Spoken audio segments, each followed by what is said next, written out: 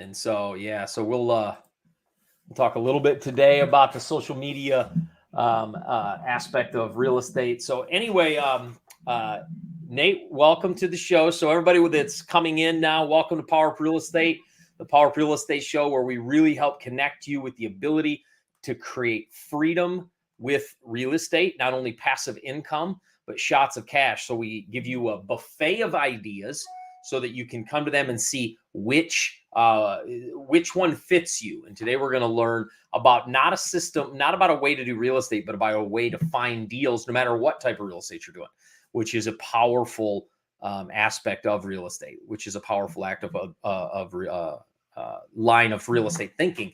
Because when you come into real estate, as you know, you got to find deals, you got to find money. Well, if you can't find either, usually you're stuck. And so those of you that don't know me, that are just tuning in, my name is Mike Fritz. I am going to help draw the amazing content out of Nate Armstrong's head today, which doesn't take much because he's a lot smarter than I am. And he's going to talk a little bit today about some amazing strategies he and his team are using to really start surfacing deals. And I will.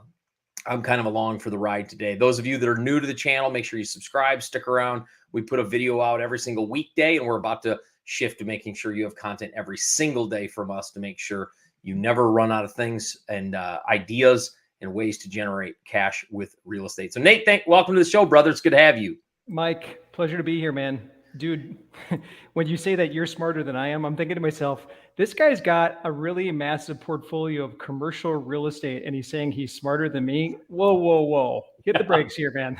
Yeah, well, I can tell you this. Every time I talk to you, the amount of information in your head about especially this piece of online movement is it just blows my mind. Sometimes I find myself glazing over at all the stuff you know. But one of the things that I love about this system is, I used to be very scared of the online world just because it felt so overwhelming to me. Felt so overwhelming to go online and start doing all this until people like you, my good buddy Chris Haskins, all these people that are really leveraging the internet for whatever business they have. And I think before we even get into the content today, I want to talk a little bit about that. I've kind of been harping on that a lot lately, of how we have to be open to leveraging the power of the internet in order to generate revenue. And that's true, obviously, in the real estate game as well. Talk a little bit about the value of that, Nate, before we even dive into the real content today. I want people to hear this, why they need to be leveraging online, why they have to. It's not a I'll get to it. It's they've got to, or they're going to get left behind. Yeah. The shift happened really at the beginning of the whole pandemic. Like literally, my wife and I, we had this Airbnb property that was like doing really well. And then all of a sudden cancellation. And I'm like, what the heck? And I looked at my wife that day and I'm like, these people were coming back to us asking for refunds on all the bookings that were there. And we're like, I still have to pay the mortgage, the taxes, the insurance. And we prayed about it and came to the conclusion, you know what, we're just going to refund them all. And then we're like, okay, well, what are we going to do here? Because the world has come to a standstill. And I said, well, you know what? I feel like I got this inspiration idea to just go back out into the whole social media universe, right? Yeah. I go to social media and I find a deal, literally do a deal. I get a seller, the big landlord in town that owns a bunch of properties. He was on Facebook in this Facebook group. I find him and I end up messaging him and get on the phone with him, and we put his deal under contract, and then I wholesale it off to another guy that I know that's looking for properties, and then another one.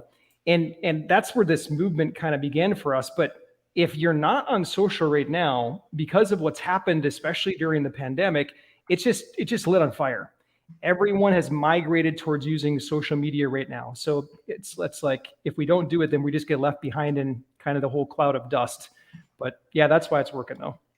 So a lot of times, especially the history of real estate, and this is what historically real estate's been primarily an offline thing, because we're buying physical assets.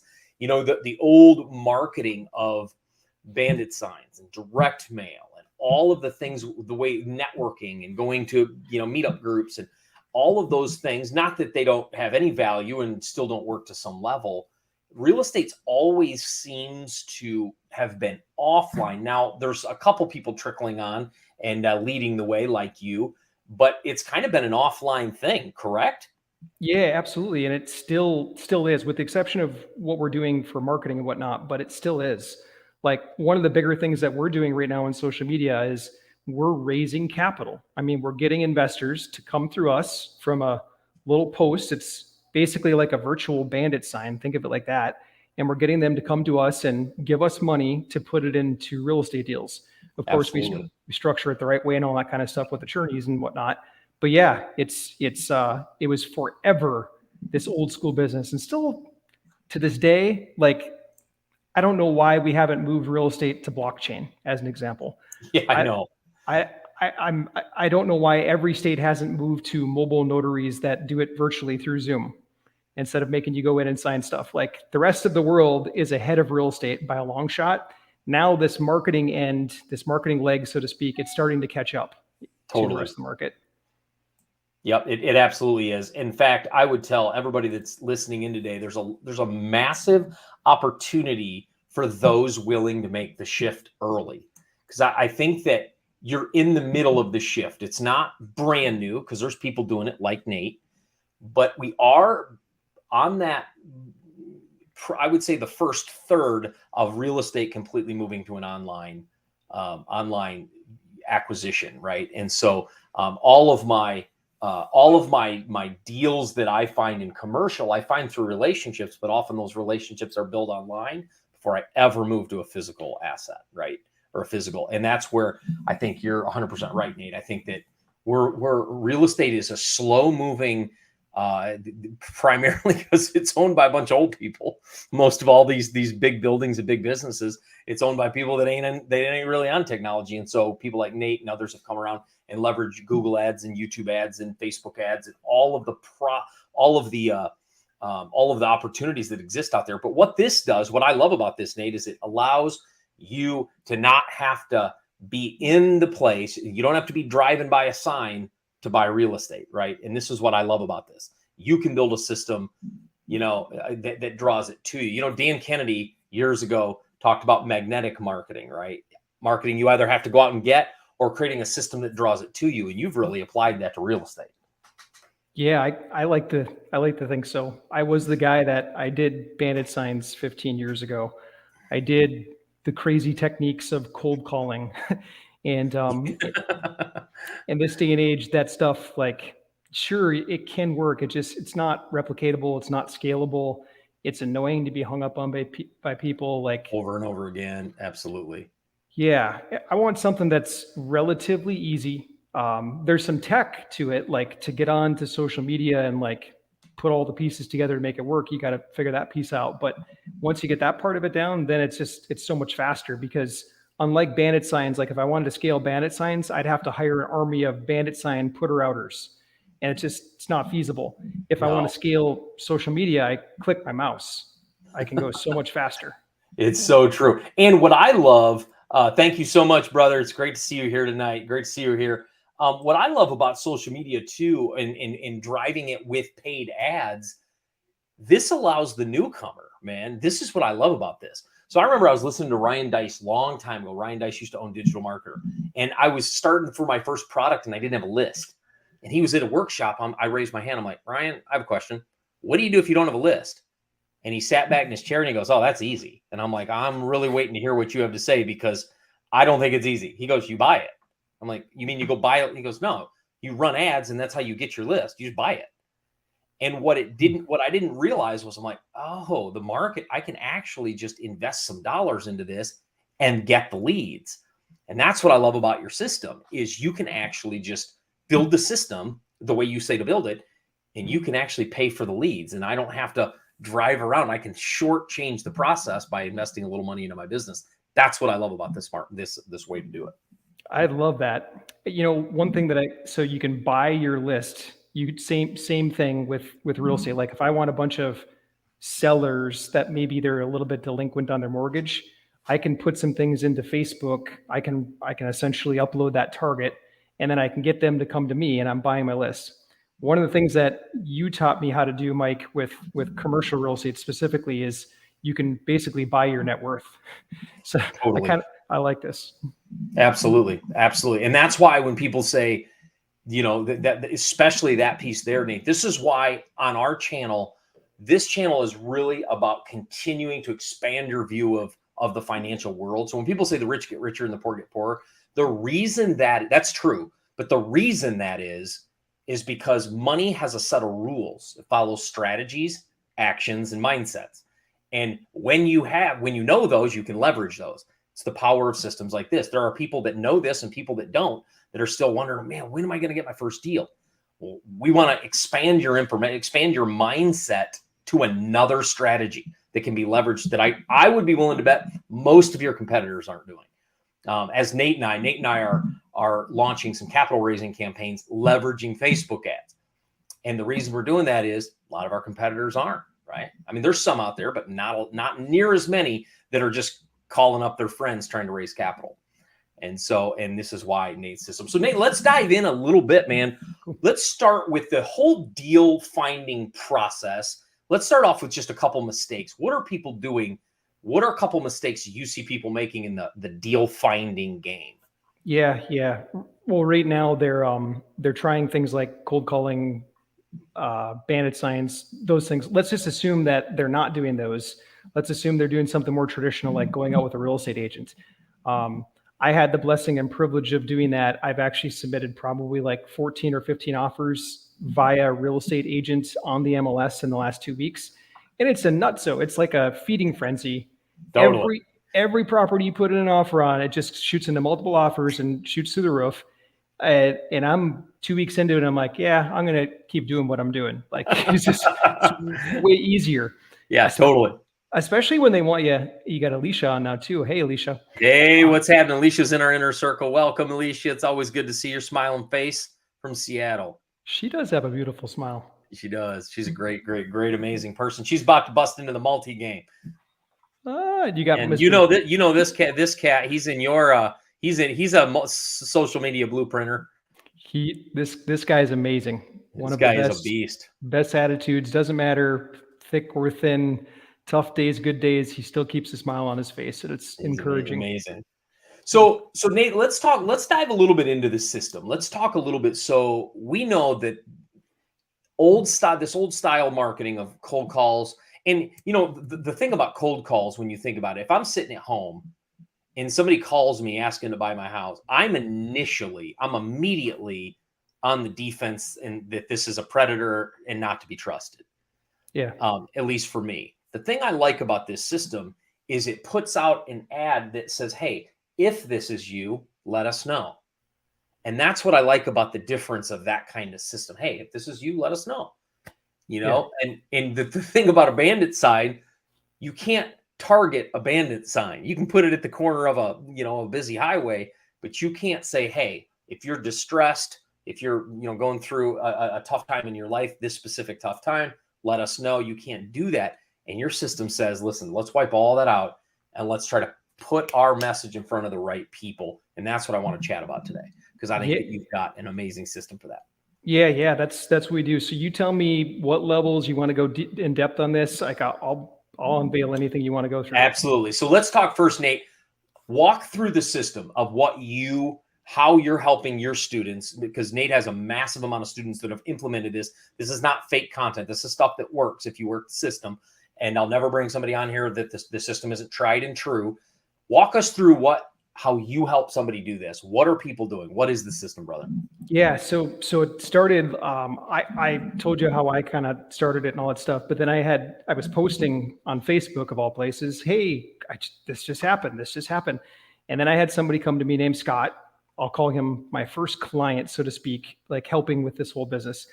And I'm like, okay, well, Scott, the way that this works is we got to go backwards. I need to understand who you're going after, because these folks that are doing like the big banner ads, like we buy houses, yeah, you can get some results, but you get much better results if we know exactly who you want and we go after a niche. We go hyper focus on that niche. And so he's like, well, Nate, I want probates. I'm really good at probates. That's like when mom or dad dies and, father or the son is taking over the property, the daughter's taking over the property, the estate. And I'm like, okay, cool. Where do you want them? He gives me all the specifics. Then I'm like, okay, now tell me, Scott, What keeps those sellers up at night? I like that. What makes them like cringe and say, I don't want to have to deal with that. And so if anybody wants to comment in the chat, you feel free to. Like, what do you think keeps the seller up at night? What do you think? And Mike just put that there. That's the important marketing question. If you're going to do any of these kind of ads, this is where you start. You write down this question. What keeps the seller up at night? My specific seller. Remember, there's all kinds of niches. We're not going after like just this broad one. Let's pick the one that you really feel like you can serve those people. A lot of people, they're coming to me right now and they're saying, well, Nate, I know a lot of people are in forbearance right now and they're behind on their mortgage and I think I can help them. Great. What keeps your forbearance seller up at night? What are they cringing about? Are they dreadful of getting the next letter from the bank, maybe from the attorney's office about a foreclosure notice? And so going back to Scott starts listening to these things. He's like, well, they never know what to do with mom and dad's stuff. It's one of the biggest obstacles I have when I'm working with probate sellers, the stuff. There's years and years of stuff. And so I'm like, okay, great. Is that how they say that? He's like, yeah, that's how they say it. Okay, so we write that one down. And then they never know what to do, like dealing with the attorney and the legal process. It's always confusing to them and no one wants to go to a probate case hearing. Nobody just wants to stand in front of a judge and talk about a property. And so that's a pain point for them. Like, okay, great. We write that one down. And then we take that list. So we go through like 15, 20 of those things. We take that list and we circled the best 3. And I said, okay, Scott, here's your ads. This is what we're going to run. Don't know what to do with mom and dad's stuff? Hi, I'm Scott from Scott Buys Houses. I've been helping sellers just like you for the last X number of years. I can help you too. So we take those pain points and we turn those into the ad. That's what's going to get their attention right up front. It looks just like a native post inside of Facebook or some of their social media platforms. And that's the entry point to the whole thing. Does step number 1 make sense? Yeah, that's really, really good. Get your questions in because we will make sure, Nate, we leave a little bit of time at the end here for questions. So get your questions in about how this system works. So first, Nate, is the attraction. So we've got to get them, right? And so now you're talking about putting ads in front of your audience. I think that one of the big mindset 30,000 foot view people that in real estate, I talk to a lot of real estate investors and most of them don't think like marketers. And Dan Kennedy said this years ago in a book, you have to remember, you're not in the business of speaking. You're in the business of marketing your speaking services. You're not in the business of real estate. You're in the business of marketing your real estate services. And this is the idea that if you want to be a wholesaler or a fix and flipper or a multifamily guy, you have to be in the business of marketing those services. And what you're saying is, yeah, you can be a great wholesaler and understand the process and how to assign contracts, or a great fix and flipper, have the contractors. But if you don't have this marketing piece down, you ain't gonna have any deals to do that with. Yeah, so true. Yep. So we attract them in, and I see Aaron too. Hey, Aaron, what's happening, Aaron? How you doing? Aaron's crushing from Canada. I get to read all of his posts. I get all the intel. Aaron, you just did a call with Franco. You had one with Chris. I love hearing it, man. I love what you're building. I love what you and your wife are creating. So keep it going, man. And if you end up jumping down the path of going after your specific niche, Aaron had mentioned he might go after the snowbirds specifically. I'm all for it. The more someone leans into a niche, what I've seen in my life is the better they perform. This notion or theory of going big and broad, that's what like Coca-Cola does. They're at a certain revenue in the marketplace where they have to go out and acquire that. But the more we can niche down, the better we can serve people. And then the better they feel, you're going to be able to help them. And Nate, just even to piggyback on that concept of how important niches is, you mentioned Coke. If you read the 21 Irrefutable Laws of Marketing, they will actually even tell you when Coke and Pepsi added Diet Pepsi and they added other brands, they took up less market share. Really? Because when people started seeing more options, they took up less market share. Wow. When they had one option, they owned more market share. I got to find that. And so I've got it. The 21 Irrefutable Laws of Marketing and the 21 Irrefutable Laws of Branding, same authors, they talk about how more products usually means less market share. People think it means more market share. Oh, I've got slacks, I'll throw this and I'll do this and I'll do button-up shirts. And the more they offer, the more the less people they lose, because it's a company for everybody. And so they lose market share. And so to underline your point, picking one specific seller and becoming a ninja at that seller, I think would only skyrocket things. Yes or no? Yeah, absolutely. Like there's two ladies right now that I get the blessing to work with. Number one, a woman named Julie. She's in Florida. We call her the probate queen in our circle because she chose to lean into this niche of probates. And as we're speaking, like literally, I just spoke to her yesterday, and she's in the middle of putting another deal under contract. She sent the contract to the seller, and she's totally confident the seller is going to sign it. But it's partially because she's really honed in her focus. Like she knows what she's going after.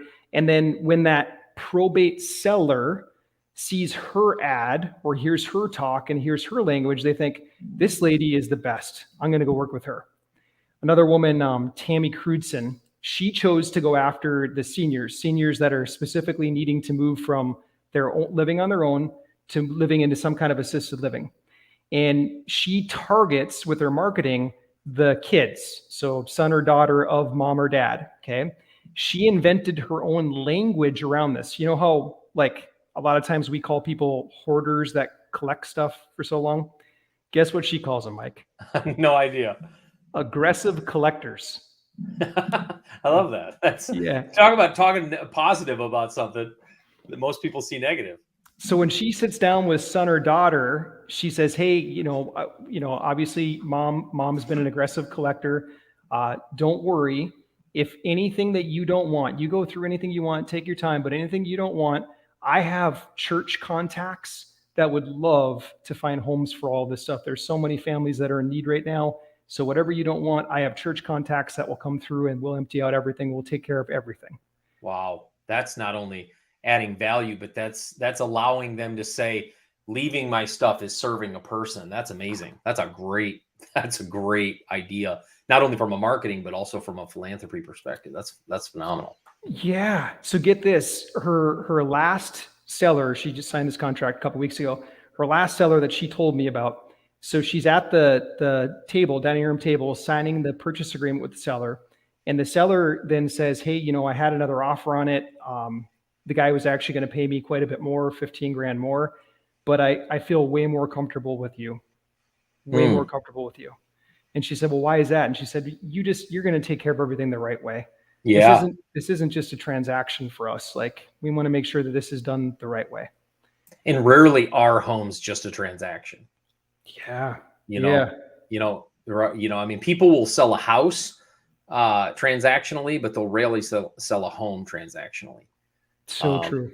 And we have to, sometimes those two are connected. And so this is great. So Nate, like if we think about through the step, first we pick the person that we want to go after, And I would assume when we talk about marketing in any business, I always find it powerful to pick something you have an affinity to if there is something. For example, let's say you have lost your parents and you know what it's like to deal with a house or a deceased loved one, or you know what it's like to go through divorce and have to deal with the house, or you know what it's like to, be back on your mortgage. If you have affinity with that market, I would think the story would help you connect with the sellers. Yes or no? Totally true. For Tammy, as an example, she just had that happen in her life 2 years ago. There you go.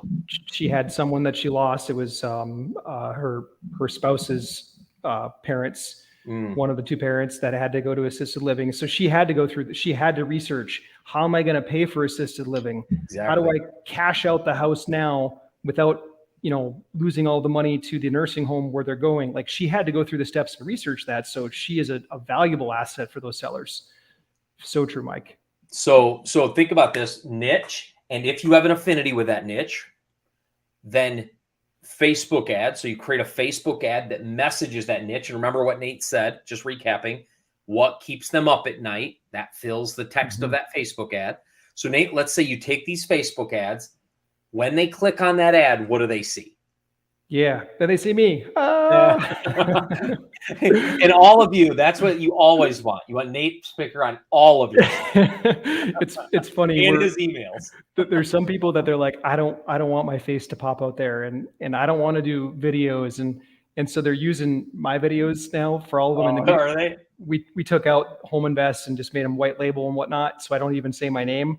But my face is out there quite a bit now on people's ads because they just didn't want to be a video. That's funny. Yeah. So when they click on that ad, they come to some sort of what's called a landing page, I would assume, right? Yeah. And what is that? What does that look like? What's on that page? Yeah, so there's a couple different paths here. We could talk about. We're talking about sellers now, obviously. Yep. We also do the same thing for buyers, those that are in like the wholesale business. And then the other one that you mentioned is we're using it for capital raises too. So there's, you can have an ad go to various number of landing pages. The main point that I want to do though on the landing page is I want it to look like it's got to be similar to the message that was in the ad. If you send someone from your ad that's like, hey, I take care of seniors, to we buy ugly houses. It's like, have you ever driven that stretch from Tijuana, Mexico to San Diego, California? It's like night and day difference. Switch.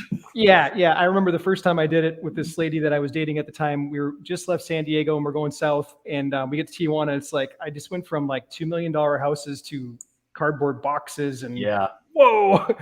So yeah, that's the same thing in the internet. If you send someone to Tijuana, Mexico that's used to seeing San Diego, they're going to freak out and they're going to press the back button. They're going to go back. And then that's why people have terrible click-through rates, terrible opt-in rates, all that kind of stuff. So it's got to be similar messaging, similar feel, similar colors to invite them to continue on their journey to Tijuana, Mexico. Yeah. So here's something that I learned a long time ago, Nate, and I'd love to know your thoughts on this and if this applies here. So Dan Kennedy used to say, I don't know why I'm quoting Dan a lot today. We're talking about marketing. That's why he's like the godfather of marketing in the United States anyway. But he said one time, pretty designs will win design contests, but they will rarely convert customers. And I want to know if that's true when they get to that landing page, if it looks like this poppin' awesome design thing, or is just the kind of homey feel going to convert better once they get to that landing page? I'm guessing what you will say, but I want to know, like, what converts better, the beautifully designed stuff, or when they get there where it looks a little do-it-yourselfer? Do-it-yourself, raw, organic. Like even me, like I'm standing here in my branded gear for my real estate brand. This works really good for capital raising, maybe for stuff like this. But with my sellers don't even know who Home Invest is. Never comes up. They know. Nor do they probably care. Yeah. Honestly. Yeah. They don't. They know Jennifer buys houses. Jennifer's my wife. So I just straight up picture, no background. Like literally, there's one with her and her mom at the beach that we use sometimes, and human stuff. It looks authentic, organic, real. People, if they're going to talk about, especially a painful spot that's in life for them right now, mom or dad just passed, I'm behind on my mortgage payments. They want to talk to a human, not a 1-800 number. Yeah. And they feel like they can connect with you, especially if you're doing that niche marketing where you're saying, hey, I work with these people specifically, I can help you. And then they want to get on the phone and talk to you. Yeah, that's really, really good. So understand, pick your niche, draw the Facebook ad up around what matches their need, create the Facebook or the landing page where they go to that mimics that message. You want the message to be the same personality. And, I've found over the years, Nate, and I've made this mistake because I am by nature and personality, I'm a very energetic, extroverted, sometimes way too much energy person. But what I've realized is if I don't tailor that to match my people, I usually lose. And so like if I'm going after elderly people, I need to tone it down a bit. They don't run as fast as I do. So I think that that's something to be said to make sure not only the message, but the tone matches your client. Oh, yeah. Same thing for me. My niche is landlord sellers. Like it's just the world that I know. I've been doing rentals for 15 years and unfortunately made some mistakes on a development project. And I went through a huge financial setback and I had to fire sale a ton of properties. Rental properties. And so like, I know the pain of going through that. I know what it's like to like not being able to pay a mortgage payment on a rental property. Like it's tough. And so like me living through that, I have an affinity towards these people now that I'm back on the other side and I'm buying these properties again. I can relate so well to them. I can speak their language. I can talk to them. Like everything lines up perfectly. And then, yeah, so it just kind of clicks. So again, what's their affinity to your market? What keeps them up at night? That draws the Facebook ad. Take that Facebook ad. They're going to click on that. They're going to come over to a landing page that's going to have similar copy. It's going to look a little homey. You don't need this to look top-notch design friendly. Mm-hmm. What's the call to action on that page, Nate? Is it fill out a form? Is it go to this? What's that page look like? Yeah. You can take it a couple different ways, and it depends on which market you're in. I would encourage, there's something in the marketing world called a split test, where you send half the traffic, half the people one way and half the people the other way. If you're in a really competitive, busy market, I wouldn't even take them off Facebook. I wouldn't take them to a landing page. You can instead build a lead form right inside of Facebook and most of the other social platforms. So literally they see the ad, they click on it, and then a little box pops up that says, okay, fill out your name, phone number, address, press submit. And I would encourage that over sending them elsewhere. Oh, that's great to know. So back up. Facebook ad, no landing page. You're saying Facebook ad form. Yeah. If you're in a competitive market. That's a great point. Here's why, okay? Those of us that have big thumbs, imagine most of your traffic, they're on these devices, right? So true. And if they have to key in by thumb a full page, landing page, my address, here's the difference. If you build it right inside of the platform, usually the platform has that. They have their name, they have their email, they have their phone, and they pre-fill it. Yep. And now all they got to do is press submit. That is so genius. So auto form. And then what is that? Okay, good. So Facebook ad auto form. And if, by the way, everybody that's on here that's freaked out about the tech, I just want to speak to that before we even go to the rest of what the movement looks like and how you connect with these sellers. If you're freaked out about the tech, I want to say something. I want to love on you for a minute and just say, get over it. And here's why I'm saying that. I needed somebody to say that to me in 2015, because in 2015, I was told to start a YouTube channel. And if I would have started a YouTube channel, we'd be over 7 figures of subscribers today. I know we would. But I just kind of pushed it off because all the video, I just don't know.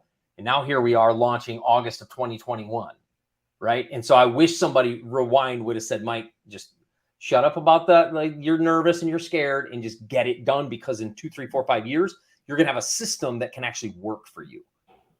And so I'm going to love on you a little bit. And I say that because I want you to just say, commit to it. You know how many YouTube videos there are on building online movement? There's or funnels and landing page. They're everywhere. You'll never have to know it. It's all there. So all I'm getting at is, don't be freaked out about the tech. Don't let the tech stop you from a system that can put deals on your table. Okay. So let's just want to pause and say the information of tech. We'll come back to that. So Facebook ad, you get that form. What do you do with that info, Nate? Yeah. So now it's going to come to us one way or another. And now it's our job to get in touch with them. And this is, you asked about mistakes earlier. This is where everybody fumbles. Okay. There we go. Listen up, people. Yeah. Yes. So this is like, we actually broke the seller call into 5 distinct phases. Most people, what they do is they're going to run in and they're going to treat it like they're going to basically, if they're on a date with someone, it'd be like leaning in for the kiss in the first minute. And the kiss is, hey, how much can you pay me? How much are you going to offer me?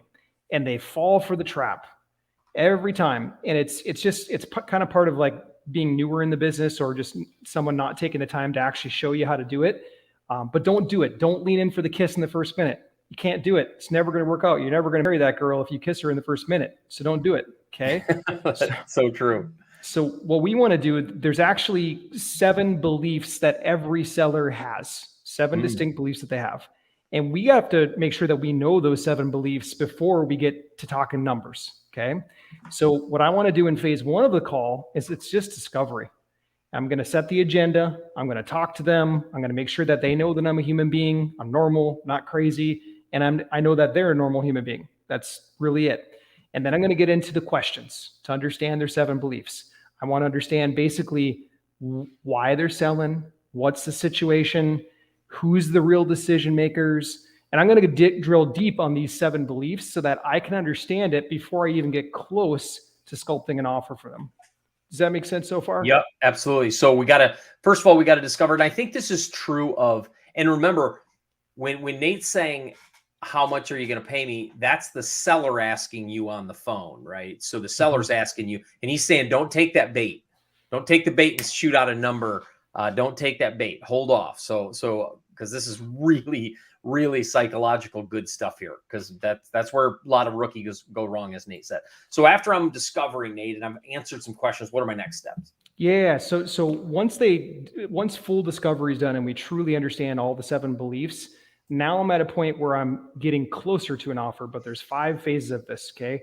Discovery and then getting to the 7 beliefs. That's the first 2 phases. So I'm covered those. Now I'm going to move into more filling out why they didn't take certain actions. Okay. Well, hey, Mr. Seller, why don't you just do the repairs and then turn around and rent it out yourself? Oh, okay. Got it. We need to know that. Okay. Or why don't you do the repairs and turn around and list it for sale? Have you talked to a real estate agent yet about listing it? A lot of people shame me. They're like, Nate, why would you talk to the seller about that? You're giving them ideas. I want to be transparent. I want to be open with them. I'm going all cards on the table. I want to know their cards too. The only way that I'm going to be able to solve whatever situation they've got on their hands and give them a good outcome that they can say yes to is if I know everything. The only way I can get there is if I'm open, if I'm transparent. I'm not going to try to hide something or conceal an option from them. I'd rather talk about it all. I refer a ton of sellers to real estate agents. If I'm not the right fit, hey, guess what? I got a friend that does this. Why don't you just list it? I think it makes more sense for you. Because doing business that way, like it just comes at you tenfold. The right deals come to you and you get referrals and all kinds of stuff. So that's kind of the next phase. Does that make sense? Yeah, that makes complete sense, Nate. And what I love about that is when you said, Nate, you're giving them ideas. I assure you, listing it with a real estate agent has crossed their mind. Like when they're thinking about selling their home, it's not like they thought, oh, I never thought about listing it. It's not like that's never crossed their mind. But a lot of times, getting the max dollar is often not everybody's driving motive, and we assume it is. Yeah. No. Exactly. And so, okay, so we're asking questions. Why aren't you listed with the real estate? I love that. I love that transparency. Then where am I leading them? Yeah. Now I've got 2/3 of my case built, so to speak, on like how am I actually going to serve this person. Now I need to understand the real financial situation. So when I asked the question, hey, why didn't you rent this out? I probably got an indication of what kind of person they are on the potential long-term hold status. Let me break that down. With every seller that I go into, I don't go in with just, hey, cash offer, punch in the gut, take it or leave it. No. I want to be able to understand, like, if I can't make a cash offer work, could I buy their house on terms? Could I maybe give them a little bit of cash now and then make monthly payments for the next 15 years? And then I'll take over the property and I'll cash flow that property. And so I want to make sure that I understand that. So that's the next phase of the thing. This is before the last phase, which is the offer, essentially. I got to understand where are they at on the financial scale. So think about this for a minute. I just put in the chat. Nate said, how am I going to serve this person? Not how am I going to sell this person, right? Because I think that's key piece of the mindset when you're talking to these sellers. And so Nate, let's say you make the offer. How do you determine what you can pay somebody inside of this funnel? So like, let's say, I've got the person on the phone. They're saying I need 214. You're looking at it and saying it might not be worth that much. How do you come down to a number that fits? Well, I don't. They do. I just have to guide that conversation. Sure. I have to make sure that it makes sense. So I'm never the one firing off numbers. And a lot of people, they assume that, but it's not how we do it. We're going to ask questions like during discovery. I'm going to ask them, hey, how much were you thinking you want for the property? Is that flexible? Like, I'll get those details, but I've never made an offer, not in the second phase of the call. I'll go all the way to the end of the call, and I'm still learning, exploring. And I essentially make a reverse offer. They've told me all the variables. I have a checklist. There's, like, you're a whiz, so like, you know this when you're working with a lot of sellers. There's so many different ways to buy houses. Sure. There's our friend Mr. Steely. He coined that there's 300 ways to buy houses, right? And I don't know all 300, but I know 17 different ways to structure the deals, and I've just studied them a lot. So I know this. So like, when I'm sitting with the seller and they start giving me these variables, it's kind of like a flow chart for me. Okay, they can't do this, but they can do this. They don't want to rent because they're afraid that renters will break stuff, but they are in a position to receive monthly payments. Okay, got it. Check mark. And then I'm shaping the offer that I know they can say yes to. So I'm just reverse engineering whatever they're telling me. So if they say, hey, you know, I don't want to rent it because I'm worried because my uncle had a renter once that trashed the place, but they also tell me that it would be good for them to have fixed monthly income every single month coming in, then I know that I'm probably going to be able to sculpt a seller financed offer where I can give them monthly payments and they're going to be good with that. And then I can serve them in that way. And then I can get a deal without having to put a bunch of cash out of pocket up front. Does that kind of make sense? Absolutely. Absolutely. Alicia, give us a little bit more what you're looking for. Get a copy of that. What are you looking for specifically on that? Are you looking for the question, or what are you looking for there? And we might be able to dive into that a little bit more. But, you know, Nate, one of the things that you mentioned there with the 300 ways, and you do 17s, and I put this in the cache. I'll put this in the comments right now. And this is something that I had to learn in real estate, that creativity equals cash.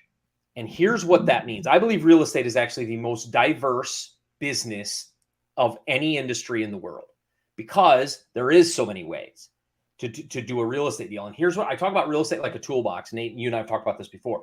Every time you learn something, you put another tool into your toolbox. When you go up to a seller, you know what tool to pull out depending on their situation, right? So for me, you know, when I go to a deal, it's not, you know, I'm a fix and flipper. Well, that's great. If you're a fix and flipper, great. But if you know these 17 other ways, you can almost always get a deal done. You just have to go a little bit different path. And I want to tell you that creativity equals cash. If you can be more creative, because think about this. You have one tool in that box. I'm a fix and flipper. Let's say you have a hammer in your toolbox. It's going to be tough to build a house with a hammer, right? So and so the more tools you have, it's like we talk about raising private capital. You know, you can do equity. You can do lending. You can do hard money or a hybrid. There's all kinds of ways you can get private money. It's all different. Same thing with this. So when you call these sellers, please commit yourself to learning those ways. So that 300 ways, Nate, what's that book title? People want to know where they can get that book. That was what she was asking. Yeah, you can get it off Amazon. That's a spendy book. I think I paid a few $100s for it, but it's called 300 Ways to Buy, Sell, or Exchange Real Estate. And the author is Robert Steely. Good book if you really want to master this stuff, like Mike's saying. Tell you what, like, if it's okay with you, Mike, anyone that wants it, I can give the 17 ways to buy. That'd be great. Yeah, so I'll give you that. Whenever we're finished here, I'll give it so that everybody can write it down. But I've got, like, what we study, I've got it broken out on a menu. So it's kind of like if you went to a restaurant, you could, like, pick out, I want eggs with waffles kind of thing. But that's how I do it when I'm with a seller. I start going through this menu and I formulate what I know is the right offer for them based on their situation. That's fantastic. What I love about this is it makes it so you're not a one-stop shop. This is so powerful because you call a seller. When you're doing distressed seller marketing like this, think about this, Nate, and talk about this. You know, the quality of a lead or the value of a lead becomes way more when you have 17 different ways to get them to value versus I only fix and flip homes. 9149 North 94th Street, Milwaukee, Wisconsin. Guy calls me off of our marketing, and on the phone, he's kind of grumpy. And he's one of those guys, he's just short. English is his second language, you can tell. And he's like, "You pay me full price?" And I'm like, I don't know yet. I haven't even seen that property. He's like, "You pay full price or nothing." I'm like, well, can you tell me about the property? And I'm trying to go through my normal 5 phases of the call. And this guy's just like punching me through the Just phone. hammering you. Yeah. And I'm like, tell you what, I've noticed we're not getting anywhere. So I'm like, tell you what, I could come by to the property tomorrow. It happened to be in my neck of the woods. So I said, I can come by to the property tomorrow. I'll come take a look. He's like, no, I already had realtor here. I already had another investor here. Unless you pay full price, there's no time. And I'm like, I totally understand. A lot of people like that I bought houses from have had realtors and other investors not be able to make a deal work, but I've always figured out good ways that I can. If I can, I can. If I can't, I might even be able to refer somebody to you. Is it cool if I come by real quick tomorrow? We'll take a quick walkthrough. It's like, okay. So I drive up to the property, and in my white Jeep, I pull up in front of the house, and I remember he's standing in front of it with his arms like this. And I'm like, oh boy. This is going to go well. I walk up to the door. I put out my hand, very coronavirus friendly, right? I put out my hand and I'm like, hey, nice to meet you. And he shakes my hand, and then I'm like, hey, just so you know, like if this works, I will make it work. If it doesn't, it's cool. I can probably refer you to somebody else if I can't make it work. And then he kind of puts his arms down and he takes his guard down a little bit. And then he starts touring me around the house. Well, me just kind of chipping away, just doing what I normally do and doing what you do, like just being authentic, being real, like not being a crazy person. By the end of this 20-minute walkthrough, he's introducing me to his wife and then his 4 kids. And then 20, 30 minutes later, we're sitting at his dining room table. He's pulling out all of his mortgage statements and showing me everything. He's showing me what the realtor recommended, and he's showing me what the other investor offered. And then I looked right at him because at this point, I'd gone through all 5 phases. Now I know what he can actually say yes to. And I said, hey, what is it that you really, really want? He said, I'm moving to a new city. My brother's got a job for me, but I need $7,000 to pay for moving and pack up and leave.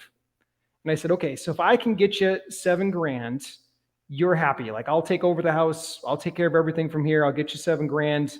You're good. He said, yes, that's what I need. I'm like, okay. I pulled out a purchase agreement. I wrote it right up in front of him. He signed it. Now, why did the realtor miss it? Well, the realtor wanted him to improve the place first. He didn't have cash to put into the place. Why did the investor miss it? The investor didn't know how to do 17 different ways to buy houses. So the other investor was going in with the cash offer, swinging for the fences, going for the low offer. He only had a hammer. And so I signed the deal with him. I give him his $7,000, of course, through the title company a week or two later. And he packs up, he moves out. I take over his property. I get it cleaned up. I send my father-in-law in there. We do $10,000 worth of cleanup. And then I turn around, I list the property for sale. And not only did I get my original $7,000 back, but it made a really, really healthy profit in a short window of time because I knew the 17 ways to buy houses. Now, what's even coolest though for me is that this guy was so worried about like doing this whole thing, like the investor, the realtor, he lost his job, he needed to move. Like there was a lot of pressure on this guy. So the day that I text him to say, hey, you should check your bank loan, he still had the bank app on his phone so he could see if the bank loan was in his name or not. You should check the bank app. And he texts back this super long thank you text message. Thank you so much, Nate. You paid off my mortgage. I'm so happy. I'm so grateful. I'll be a reference for you. Like that was cool. That was the coolest part of the whole thing. That's powerful. And so a couple things that I want everybody to understand that, again, I'm going to make this real practical. You know, everybody's saying we're in an inventory short market. What usually they're saying that because they can't find deals the traditional way. And I'm not saying deals are less, but there's not less people living in homes that have problems that we can solve. There's not. We just need a different system. And that's why I want Nate to come on and talk today. There's a system out there where you don't have to leverage or depend rather on the MLS, right? If I depended on the MLS for buying multifamily properties, I would not buy many multifamily properties. If that was my dependence. And so that's why listening to Nate and having a system. Now, if you are very non-techie and you're like, I just don't know how to do this, there are people that can build this funnel for you for very reasonable. There are tons of tech experts on Fiverr where you could get the thing built. Now, I wouldn't do that. until I had some coaching from a team like Nate or some of his team. So I understood what the heck I was doing. Today we wanted to lay out for you what the system looks like so that you can understand there's a different way to find deals, right? And as long as your message is matching the person looking for it, you'll never run out of leads. It's not like people are going to stop, having difficult times, whether that be a loved one passing away or, whatever that be. Right. And so the inheritance or a divorce or whatever that is. Again, this is so powerful for every single person listening because now you're in control. So Nate, just because if there's any questions, we have a few minutes for questions. I got to get Nate out of here in about 5 minutes. If you have any questions, throw them in the chat. Nate, any closing comments? If somebody wants to deploy the SMB system, the social media blueprint system, somebody wants to deploy this, what hiccups are there or glitches are they going to hit? What are some closing remarks you can give to people that are kind of ready to change, that are brave enough to say, I need to change my marketing, I'm ready to go? Yeah. Okay. So is it cool if I connect them with a couple things? Absolutely. Please, Nate. That's why I want you to do that. Okay. So I want to make sure that you guys get a couple things out of this. Number one, we have it's called our 5-day deals on demand challenge. Literally, I map out the whole thing, short bite-sized contents over 5 days, and I can walk you through how to set up this whole thing. Okay. And I want to make sure that I also get you guys the 17 ways to make offers. So in order to channel both of those things, do this. Drop me an old-fashioned email, nate@socialmediablueprint.com. nate@socialmediablueprint.com. And then just put somewhere in the email Fritz. So then I know you came from Mike, and then I know how to take care of you the right way. So I'm going to get you the 17 ways to make offers.